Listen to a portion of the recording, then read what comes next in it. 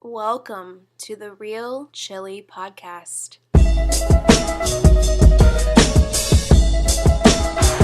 the Golden Eagles of Marquette University in Milwaukee are bound for the Final Four for only the third time ever.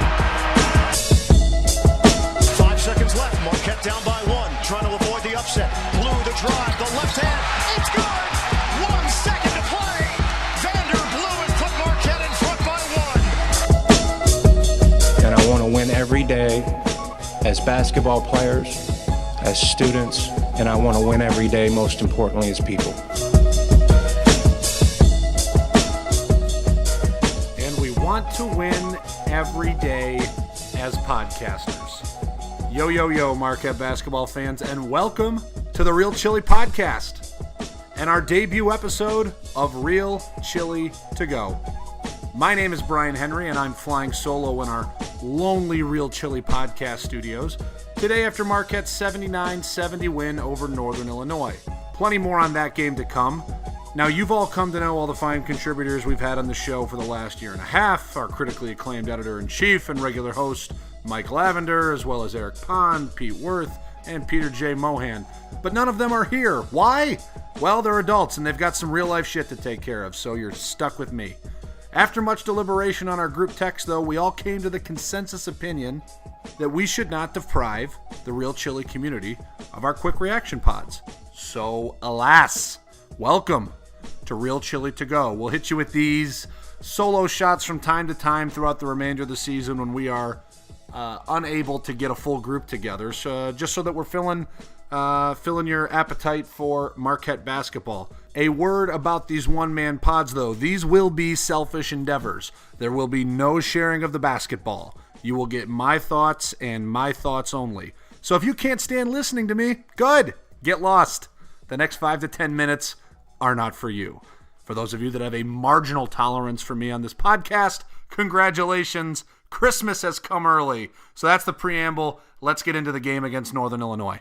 I know everyone's been walking around on cloud nine since the victory over Wisconsin last week, but the main story coming into the game against Northern Illinois was not, will there be a letdown? How will they get themselves refocused? The story was the debut of a 6'11" Australian center named Harry Froling.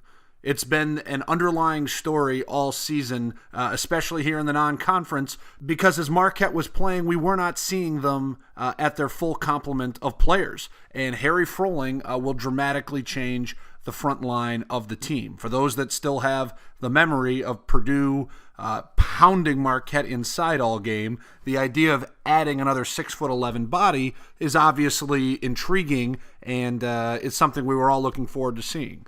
Harry Froling transferred from Southern Methodist University at the semester a year ago. He is not a banging big inside. He is a stretch five, as you would say in today's basketball world. His job is to knock down shots and attack the basket while hopefully handling some of the duties of a traditional center.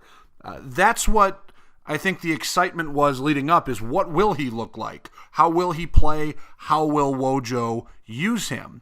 And if you were hoping to get that question answered against Northern Illinois, sorry, pick another door, you lose. Harry Froling only stepped on the court for, according to the box score, and it felt like less than this, 3 minutes in this game against Northern. The handful of possessions we got to see, Harry set a lot of high ball screens and flared off of them in a pick and pop type scenario. Got himself caught on a screen defensively, but it's hard for me to form a very strong opinion in the handful of possessions I watched. Here's the opinion I will form. That was obviously a competitive basketball game, which we will talk more about, and Steve Wojciechowski did not feel comfortable, granted part of it probably being because it was his first game, but nevertheless, Wojo did not feel comfortable playing Harry Froling in the second half of that basketball game while it was still in doubt. That's it. So that's not to say he's not going to get there and be a productive player, but his head coach did not trust him to be that in this game against Northern Illinois. Unfortunately, that's all we have to say about Harry Froling. I'm sure some of my fellow podcasters will get on here and try to tell you some long yarn about what they saw from Harry and what he could potentially develop into and what their expectations are, I have no flipping clue. I mean, look, he was labeled as soft at SMU last year. He was out of shape. Anyone that's read Ben Steele's article, obviously Todd Smith did an unbelievable job with him over the last year. He lost a ton of weight. He's put muscle back on. He looks like a Division I college basketball player, but we don't know if he's ready to play like one yet. And we need him to play like one that'll contribute. Story we're going to have to continue to follow. The American game on Thursday. Hopefully we all get a closer look at him because Marquette is going to need him in Big East play against teams like Xavier, against teams like Villanova, and teams like Seton Hall, who pounded them on the glass a year ago. Not saying that Harry Froling is going to be Dennis Rodman. God knows he's not. But again, an athletic big you're hoping can trip and stumble into 5-6 rebounds a game. You could really use that. And who knows, maybe he can continue to add to the shooting. Moving on from Harry, though. Let's talk about people that actually contributed in this basketball game. First and foremost, and right now there's really nothing to report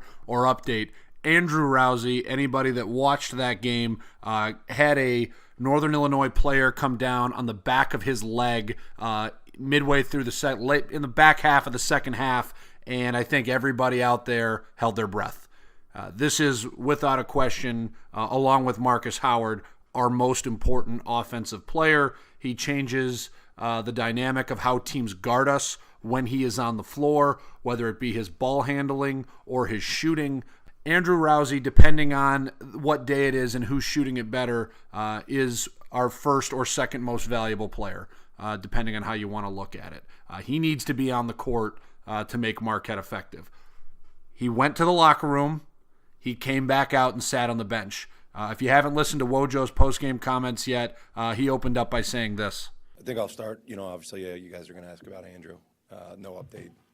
We'll have our medical people evaluate him tonight. He was able to walk off on his own. But there needs to be tests done before I can give you any real information. So, obviously, he's a huge part of our team. So, we'll just wait and see, and certainly hope and pray for the best for the kid because he's, Andrew quietly is having a hell of a senior year, and I don't want anything bad happen to him. I don't have to sit here and tell you how destructive a loss of Andrew Rousey would be. It's a 20-plus point per game score. It's our primary ball handler. We all know guard play is what drives teams into the NCAA tournament. He would be a devastating loss if for any reason he had to sit out for an extended period of time. We'll find out what the tests say. It sounds like he'll be getting something testing out his knee, but everything else is pure speculation. We don't know where, we don't know what. Hopefully, Mr. Rousey gets better and we get him back on the court soon. Hopefully we see him there on Thursday. Worst case scenario, hopefully he's there for the Big East opener. Andrew Rousey only played 24 minutes tonight, partially because of the injury to his leg. So who steps up in his absence? Well, Marcus Howard did what he normally does, 26 points on 7 of 19 shooting.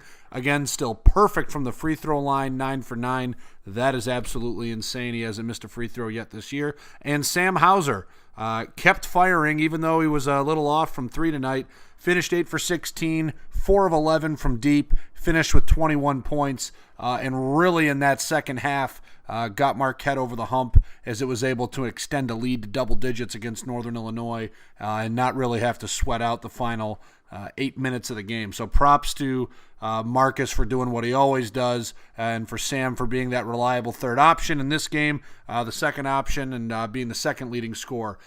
After those two, which we have expounded on many times, I wanted to take some time out to really heap some praise upon Sakar Anum.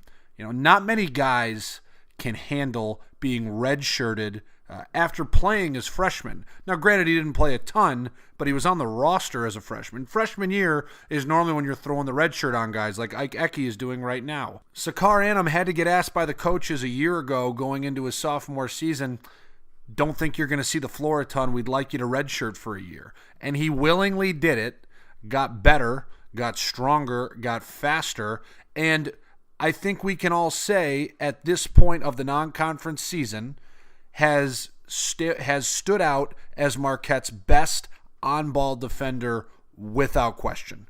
Sakar Anum, in the majority of games we have played this year, has guarded the opposing team's best player. Granted, it might be Northern Illinois. Eugene German is a high-level basketball player. He didn't stumble into 26 points tonight. He earned them and hit some real tough shots. But I'll tell you what, even getting up to 26 points and carrying Northern through that about 14-minute mark of the second half when they had that 4-point lead, when Wojo had Sakar start face guarding him, really took the ball out of his hands, forced it to go other places. I get more impressed with him each time I see him play. Take a listen to Sakar's stat line for the night. 6 points, 3 assists, 4 rebounds, 1 steal, no turnovers, 31 minutes of action. We've got some high-volume shooters on this team. We know Howard's going to get his shots, knock on wood. Andrew Rozzi's healthy. He's going to get his shots. And, of course, Sam Hauser is. So there's not a ton of shots to go around after those three eat up a lot of them. Sakar is proving to be the perfect role player on the wing who shoots opportunistically, who attacks the basket, and rebounds and guards the hell out of the ball.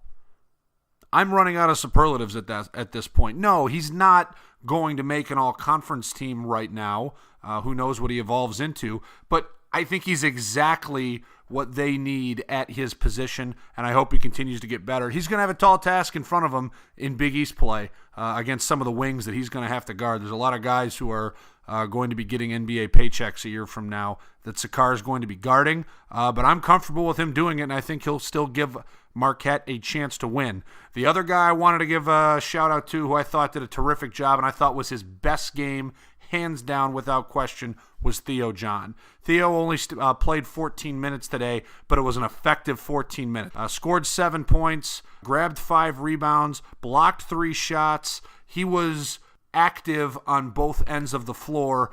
He did finish with 4 fouls, but they didn't feel like the overtly dumb fouls that he was picking up early in the season. He did get one over the back going for an offensive rebound. I can live with that, though. I can live with athletic guys being aggressive on the offensive glass, and from time to time they're going to get called for one because they're trying to keep balls alive coming off the rim, trying to steal an extra possession. That's fine with me. Now, getting called for 2 offensive illegal screens a game, that's not so fine. Theo has definitely improved that over the last few games, and today was a real shining example. He was excellent in his 14 minutes. Would have loved to have seen him stay on the floor a little bit longer, but he was effective in those. If he can give you 15 strong minutes a game, and on occasion stretch him to 20 if Helt gets in foul trouble, I think that's a real positive combination for this basketball team. In conclusion, I'll wrap it up with this. We've seen a couple of these non-conference games not look the prettiest. The Eastern Illinois game and now this Northern Illinois game, we saw Marquette get pushed by mid-major competition. But the positive that I take away from that, and something that gives this team an opportunity going into Big East play to have a realistic chance of making a second consecutive NCAA tournament, is that they were able to pull those games out.